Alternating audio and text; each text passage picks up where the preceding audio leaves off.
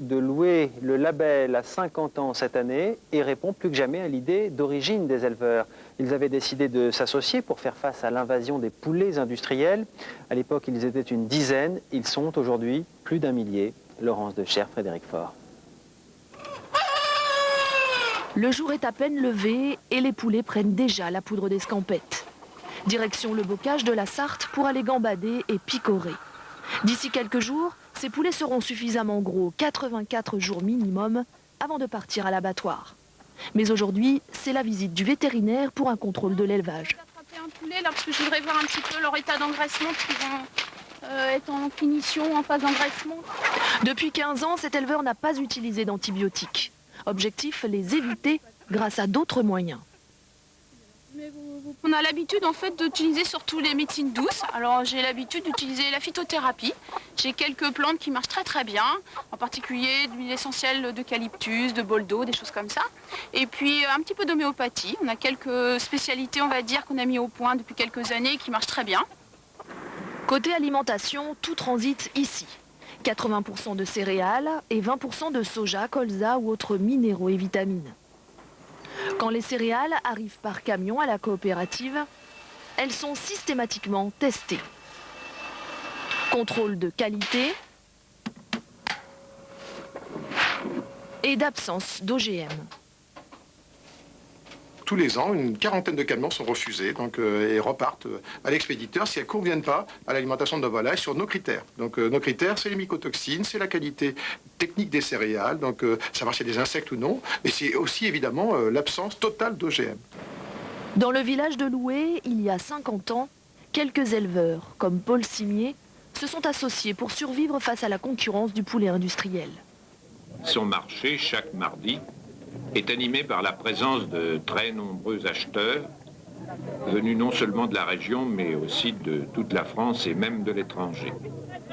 En obtenant un label rouge, ils sauvent leur poulet fermier. Après avoir connu une telle crise du poulet, il fallait être complètement devenu fou pour vouloir élever des poulets à l'époque. Les éleveurs n'y croyaient plus. On n'était que quelques dizaines, 10, 15 éleveurs. Mais des fous sans doute, mais des fous qui y croyaient vraiment.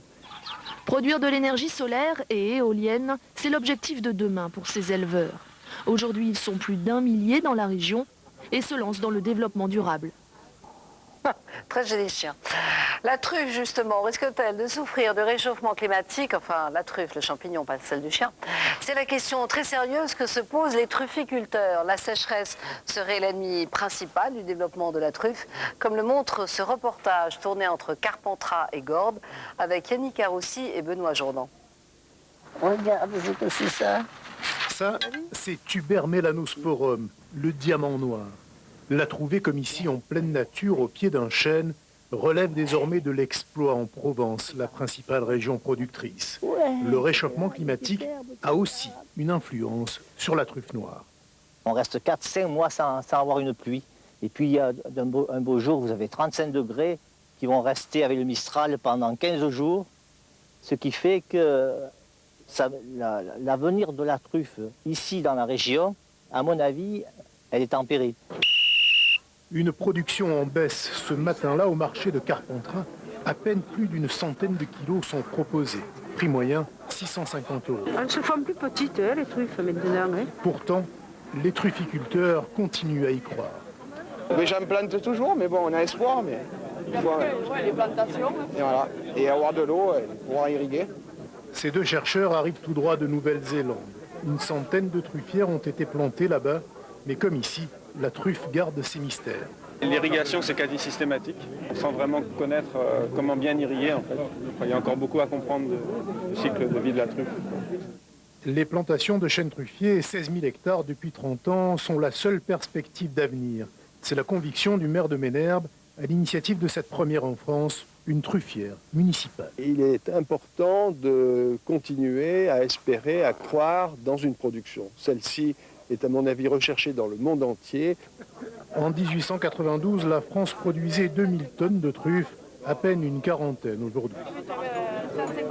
Partons maintenant pour les Alpes-Maritimes, la Tourette-sur-Loup, bien connue pour ses champs de violettes. Et oui, elles sont presque toutes en floraison. Ici, le bouquet de violettes a un petit côté désuet. La fleur retrouve toute sa place dans la confiserie. Nathalie Jourdan et Olivier Prédhomme. Des Victoria plein les doigts. On ne cultive plus que cette espèce-là à Tourette, l'autre pays de la violette. La Parme, c'est pour les Toulousains. Ici, il n'y a pas si longtemps, le boulanger, le boucher, le curé, chacun avait son petit carré. Il y a 50 ans, tout le monde avait un petit peu le temps de ramasser son petit bouquet, de le vendre. C'est une fleur d'hiver et qu'en hiver, il n'y avait pas beaucoup de fleurs à l'époque. Hein. Il y avait juste les anémones et le petit bouquet de violettes. Et de nos jours, malheureusement, il y a toutes les fleurs de l'étranger. Au village, seules 3 familles vivent aujourd'hui de cette production, cultivée en terre, mais surtout hors sol, sous une serre. La petite fleur aux 5 pétales pousse sur de la roche volcanique concassée. Une fois que la violette a bien poussé et qu'elle a bien rempli la tranchée, il n'y a plus d'herbes, de mauvaises herbes qui poussent. Parce qu'il y a quelques années, quand on n'avait que du pleine terre, comme on appelle, eh ben on passait notre été à faire de l'herbe, à désherber les violettes. La plupart des fleurs récoltées vont être transformées. On les lave avant de les enrober de gomme arabique liquéfiée, de la sève d'acacia.